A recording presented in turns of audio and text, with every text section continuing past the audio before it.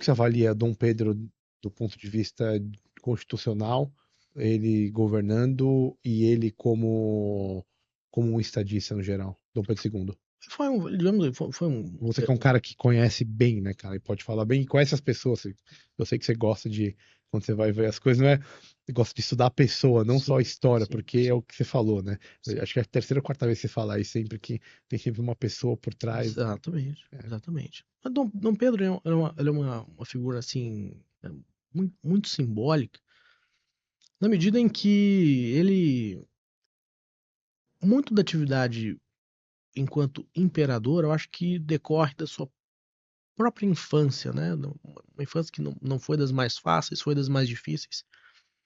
E muito por essa formação ali nos seus primeiros anos, isso trouxe um aspecto no exercício de poder, digamos, negativo, né? Então, pô, de que maneira isso, né? Então, pô, ele não foi criado pela mãe, ele não foi criado pelo pai, ele foi criado por tutores e aos 14 anos era imperador rodeado, né, pelos áulicos, né, que são os, digamos assim, né, aquelas pessoas que estão mais próximas a ele, né, que causam mais impressões, etc. E por influência do pai, ele era uma pessoa muito desconfiada dessas pessoas. Então ele sempre foi uma pessoa muito retraída que, em muitos casos, tomou decisões equivocadas, não ouvindo aqueles que muitas vezes tinham conhecimento próprio daquelas causas.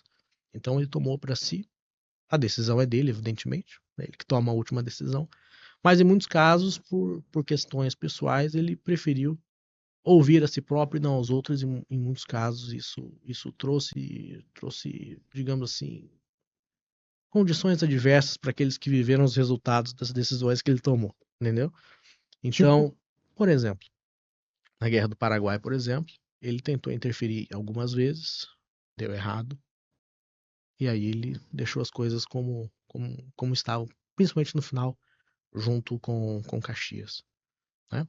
Então, mas ao mesmo tempo ele também teve um papel importante na formação do voluntariado. sim, Ah, sim, sim, sim. É porque a guerra, né, ela não acontece desvinculada do, digamos, do tesouro. A uhum. guerra é cara, e aí, evidentemente, você trabalha questões de imposto, taxação, etc. Trabalha também com a vida útil do gabinete, e o exemplo claro foi o do Zacarias, a rotatividade, quantos e Zacarias de Góes quantos, de né? Vasconcelos. Então, em muitas vezes, ele interviu ali de maneira equivocada. Interviu de maneira equivocada. Outras vezes, levou o exercício do poder moderador, principalmente quando ele já estava mais velho, e aí isso, evidentemente, a gente tem que dar o peso, né, da idade, da doença, etc. Né? Apesar de muito velho, ele morreu com 60 e poucos anos, né? Então, vendo as fotos, ele não era um ancião, né? Não, Não não, era de maneira alguma não. um ancião. Tava longe dos estoicos que viveram 90 anos lá É, atrás. é. Então, principalmente no final do Império, decisões como que isso seria muito fácil para ele tomar, transmissão de um terceiro reinado, ele nunca pensou nisso, nunca pensou.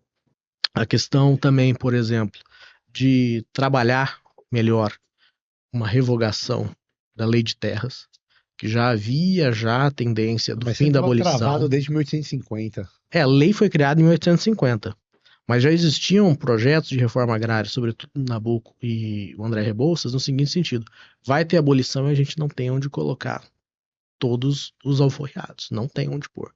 Então a gente precisa liberar terra para esse pessoal. Isso não foi feito. E para ele seria muito fácil fazer isso. Mas são questões assim que é muito fácil hoje a gente falar com o recuo, né, de séculos, Sim, né? sim, sim, sim, Então, sim, sim, sim. ele que estava sentado ali naquela posição. Mas olhando, digamos assim, retrospectivamente, o poder moderador, na minha opinião, trouxe mais aspectos negativos do que positivos.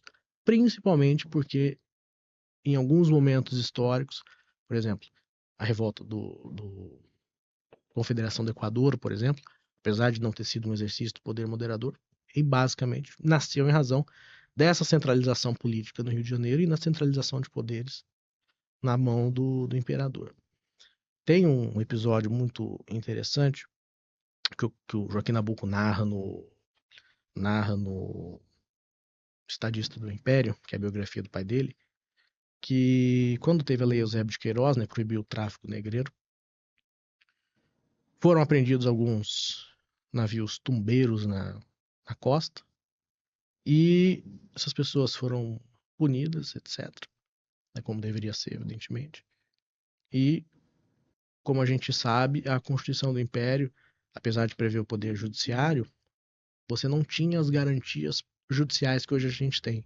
Inamovibilidade, quer dizer, você decide, ninguém pode te transferir de comarca porque não gostou da sua decisão. Mas na época não tinha isso. Então o poder moderador podia remover, como de fato fez, esses juízes. Então isso, evidentemente, é um poder, né, um abuso, né, sobre aqueles que tomaram aquela decisão correta, né, que era efetivamente punir aqueles que desrespeitaram uma norma, né, que no caso era a Lei Eusébio de Queiroz. Então são exemplos assim, né? Mas naquele momento foi o que foi pensado para poder, como eu disse, né, administrar aqueles poderes que até então não tinham São totalmente formados também dentro do formados, Brasil, né? né?